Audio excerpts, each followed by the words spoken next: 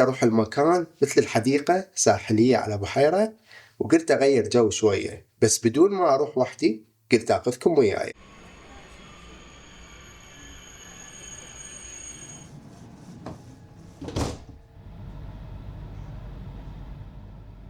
وصلنا لهذا المكان هسه لهاي المحطة، وراح أتوجه لهذا المكان المناسب بالنسبة لي، كلش أحبه وعزيز علي هذا المكان.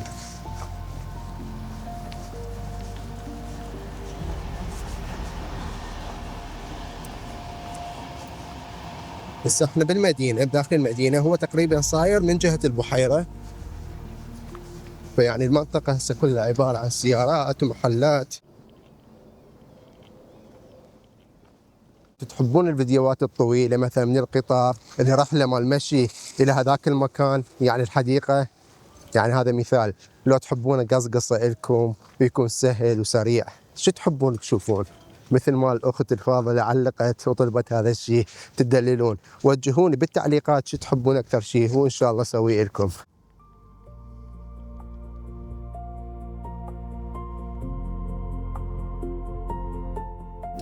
المكان كلش هادئ حاليا، ماكو ناس، وانا اعتقد بسبب الهواء، لان الهواء يعني يصدع راس. منطقة اسمها يارفنبا، الحديقة اسمها رانتا بويستو، والبحيرة اسمها توسولا يارفي اللي انا صورت بيها وانا كنت واقف على الثلج لكم، هي نفس البحيرة. فيعني هذا المكان ليش يعني لي هواية؟ بداياتي خلينا نقول قبل تقريبا ب 2019، قبل كورونا، كنا جروب مال اشخاص، يعني كنا نشتغل بمكان كليتنا مع بعض، والشركة هي صايرة بهاي المنطقة.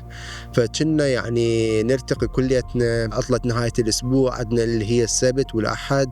لما يجي هذا اليوم راح يكون كلش يوم حلو، يعني ننجمع احنا كأصدقاء عراقيين على فنلنديين كليتنا، نروح هناك على هذاك المكان. اكو هيك شلون القعده، كنا ننجمع، كانت الامور تمام، شغل متوفر كثره، وكانت عندنا اوقات كلش حلوه يعني بالعمل وخارج العمل. فقلت لكم يعني بنهايه عطله الاسبوع نجي نقعد نقضيها من العصريه لحد ما تغرب الشمس. هيك تشوفون غروب الشمس والدنيا برتقاليه، يعني السماء والاجواء كلش حلوه. الله قادر يغير من حال إلى حال. شلون كانت حلوة الأمور وتمام الأمور وتغيرت نحو الأسوأ، الله قادر ممكن يغير هاي من الأسوأ إلى أحسن حياة. يعوضنا الله إن شاء الله سبحانه وتعالى، أني وإنتو وأجمعين كل العالم إن شاء الله يا رب. خلينا نلبس القمصلة ونتوجه على هذيك المنطقة، هم أشوفكم المكان اللي كنا نلتقي به أنا وأصدقائي. هذا اعتقد الورد نفس الورد مال عبد الله كلاسيك، سوى عليه فيديو الولد. موجود حتى في فنلندا. عبد الله لا تشوف هذا الفيديو، يات الورد موجود بهذا المكان. تعال اشوف لكم اياه، الورد ابو الاجراس اللي انت طلعت عليه الاسم. تعال خلينا نشوفه. لا شباب، لا، ما اعتقد هو نفس الورد. هذا من المطر ذبلان ونازل راسه، صار نفس الورد ابو الجرس. بس هم لونه بنفسجي شباب. هذا هو المكان اللي كنا نقعد بيه أنا وأصدقائي، والذكريات جمع بيه بعد العمل أو بعطلة نهاية الأسبوع. والله فالذكريات وأوقات بهذا المكان كلش حلوة. اجت أيام غيرت هواية أشياء، مو بس العالم، حتى الناس من الداخل تغيرت. بعض الأصدقاء ابتعدوا، بعض الأحلام تأجلت، وبعض النسخ من نفسنا احنا اختفت. بس تبقى الأماكن شايلة أسرارنا وذكرياتنا. طبعا بهذاك الوقت هذا المقهى ما موجود كان. هذا هو المكان من برا على الشاطئ، وهنا هاي خليها قطعة فوق على الشجرة. هذا مكان مال الأطفال، تجيب الأطفال يلعبون بهذا المكان. شو المكان حلو مسوي لهم، بما انه العائلة والاهل هنا يقعدون يسولفون ياخذون وقتهم، والاطفال هنا يلعبون بهذا المكان.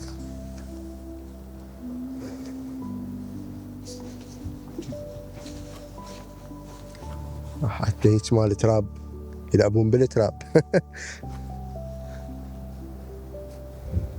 هاي الشجرة واقعة، خلينا نعدلها.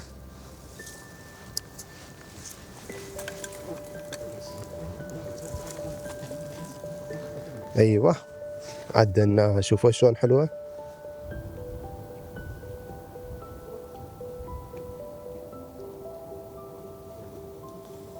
فيعني للأسف معزلين هذا المقهى، لو فتحين كان نقعد جوا نقدر، بس أعتقد ممنوع.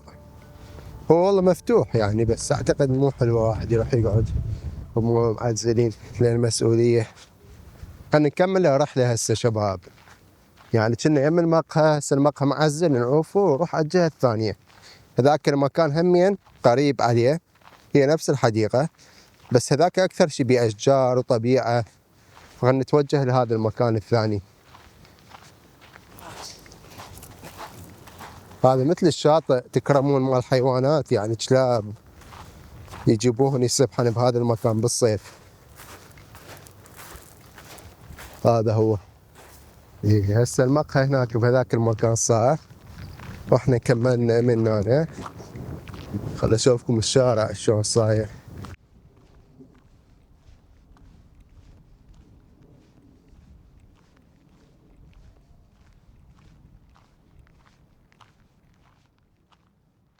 هذا شارع على طول البحيرة يعني يمشي، وهنا هاي هيك مثل الغابة، تجيب لك زولية فرشة شو تسموها سموها، ونصبوها بهذا المكان وقعدوا واخذوا راحتكم. شوفوا هذا الزرع شلون طالع مطقق، الاشجار يعني الورق هذا يعني فترة يصير كبار هذا الورق والاشجار كلها تتغطى. سبحان الله. ويلي على الاغصان المتكسرة واقعة بهذا المكان لا تعد ولا تحصى. اعتقد هي هاي الشجرة بهذيك الفترة قبل 2019 نقول قبل كورونا، كنا والله نجي هنا ونتسلق مثل القرودة، نصعد اللي فوق ونقعد. كنا تقريبا بهذا المكان مثل القرودة صاعدين فوق ونتسلق ونقعد قعدات كلش حلوة.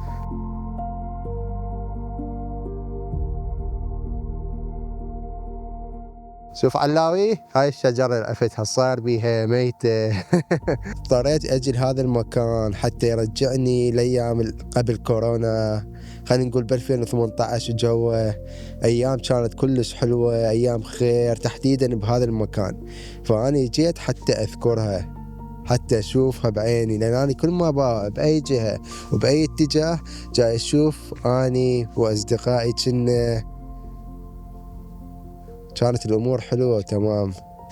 واعذروني اذا اكو صوت مال الهواء قوي بالميكروفون، فهذا الشيء ما اقدر اسوي له اي شيء. هسه شوف الضوء طلع، الشمس طلعت.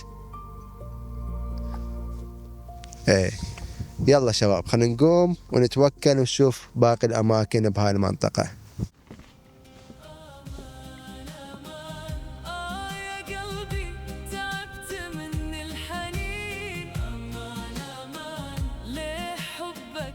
بهذا المكان اكو ضحكات بعدني اسمع صداها.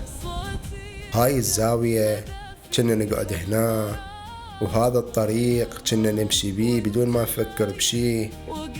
ذاك الوقت الشغل موجود، الناس مرتاحة أكثر، وما كان عندنا خوف من باكر.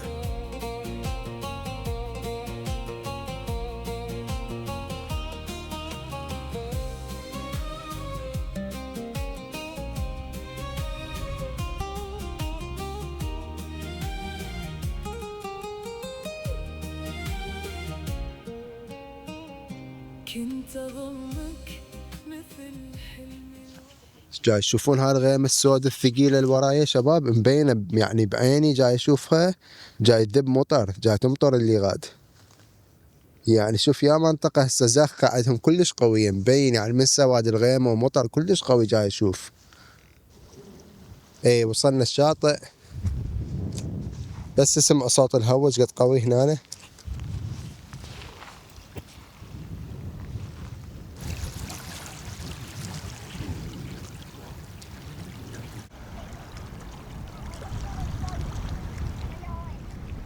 وهاي الساونا هنا اعتقد فترة صغيرة وتنشال بعد.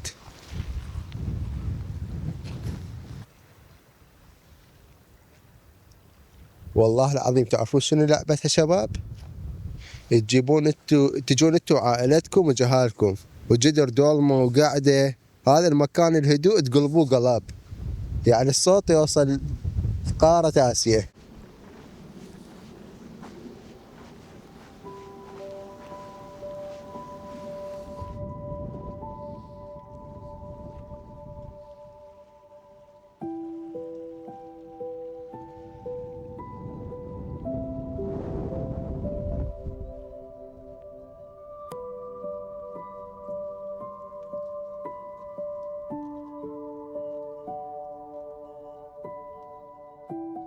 تعال خلينا نشوف هاي مكان الساونا شنو من جوا. هاي مع رجال وكم النساء الغرفة ما تبديل.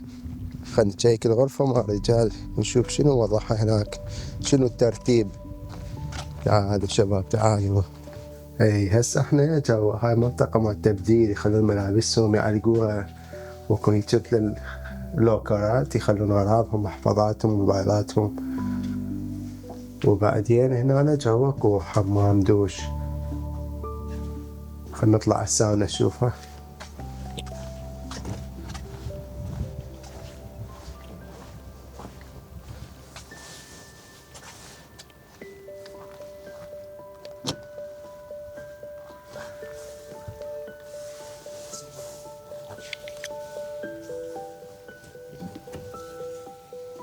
مشتغلة.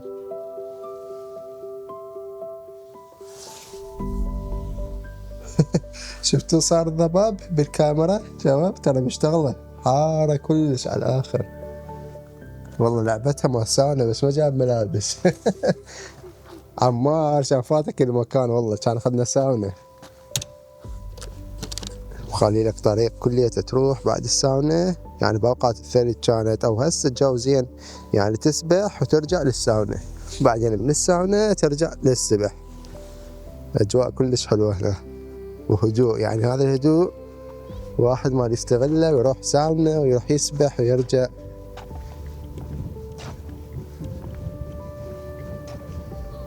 يلا خلينا نكمل رحلتنا اللي قدام. والله حتى مكان ما شوي ما انتبهت عليه. يخلي لك مثل المنقلة وقطع مال أشجار تقعد وتشوي بهذا المكان. انت وربعك هنا وتقعد هنا والأمور تمام.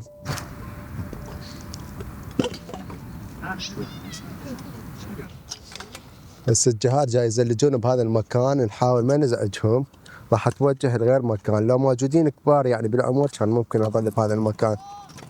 بس يلا خلينا نتوجه هناك اللي قاعد اكو منطقة رياضية هناك تقدرون تلعبون الباسكتبول اللي هي كرة السلة انتوا واصدقائكم بصورة مجانية، واعتقد اكو هم المنضدة يعني. خلينا نروح نشوف هذا المكان لان ما ابي احد حتى لا نضايق هذول الاطفال. ايوه فيعني هي اكثر، هي مو بس ساحة مال كرة السلة، هاي كرة السلة هذيك الثانية، وخلي لك نفس الوقت جول هنا وجول هنا، يعني تلعبون خماسي انت وجماعتكم، وهمين قوالة صغار هيك هنا واحد وهنا واحد لا تسويها نصين، فيعني اكثر من لعبة تقدرون تلعبون بهاي الساحة، شي كلش حلو.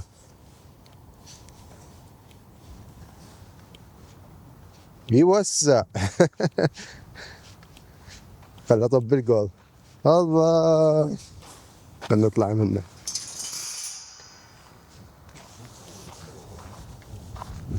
ايوه هاي المنضدة تجيب ركت وتجيب الطابة وتلعب انت واصدقائك.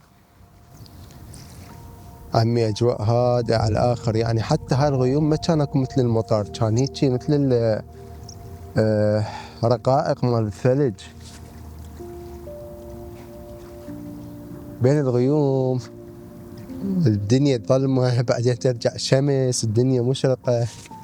اليوم الجو متقلب، بس انا شيكت حالة الانواع الجوية الاسبوع الجاي السبت والاحد راح تكون درجات الحرارة تقريبا 20 درجة مئوية، يعني كلش زين. هسه حاليا 8 تقريبا بهالمكان. اهم شي شباب انا اريدكم انتم تتفاعلون ويا الفيديو مالتي حتى اعرف شو تريدون شو تفضلون، على الاقل تشوفون وجهي البشوش الحمد لله. وبا قلت بشوش الشمس طلعت عمي ما اكذب عليكم، حتى ما تشوفون بعد. يا خلينا ننزل اضاءة.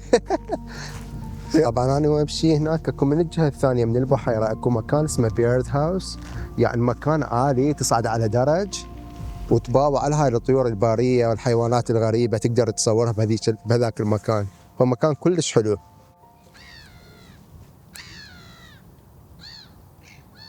هاي اصوات النوارس موجوده. سبحان الله، شوفوا هاي الاشجار شلون معمره. هاي بعدين لما تخضر تصير هيك مثل الطوبه، شلون الفطور شكلها يصير ضخمه. صار لها سنين هنا هاي الاشجار، سبحان الله، يعني كلها تفاصيل. باعوا مخضره، سبحان الله. اي هسه مثل ما شفتون انا بهذا المكان متواجد، وهاي التفاصيل والذكريات اللي شفتها بهذا المكان كلش حلوه، صارت من الماضي. بس انت لو كنت بمكاني بهذا المكان، المن راح تجيب وياك بهذا المكان؟ من هو الشخص العزيز اللي تجيبه وياك بهذا المكان وتقعدون وتكونون ذكريات بيه وبعدين تتذكروها بعدين؟ منو هذا الشخص؟ اكتب لي اياه بالكومنت. غريب شلون مكان واحد يقدر يرجعك سنين اللي ورا. هنا كنا نلتقي كل نهاية أسبوع بعد العمل، نضحك، نحكي، نحسب الحياة بعدها طويلة. هسه رجعت كل شي نفس المكان، بس مو نفس الإحساس. اي وهسه وصلنا لنهاية الفيديو، ان شاء الله استمتعتوا وتونستوا وياي يا شباب بهاي الرحلة القصيرة. والله العظيم جيت هنا شفت ذكريات وايام عشناها حلوة بهذا المكان. سووا لي سبسكرايب، شير للفيديو ولايك ويا اهلكم وحبايبكم، وان شاء الله يعجبكم. وكتبوا لي بالتعليقات هيك فيديوهات شوية طويلة وحكي يعني معقد وتفصيلات بيها تحبون. إذا تحبون اكتبوا لي بالتعليقات. يلا حبايب قلبي، السلام عليكم، اشوفكم بخير.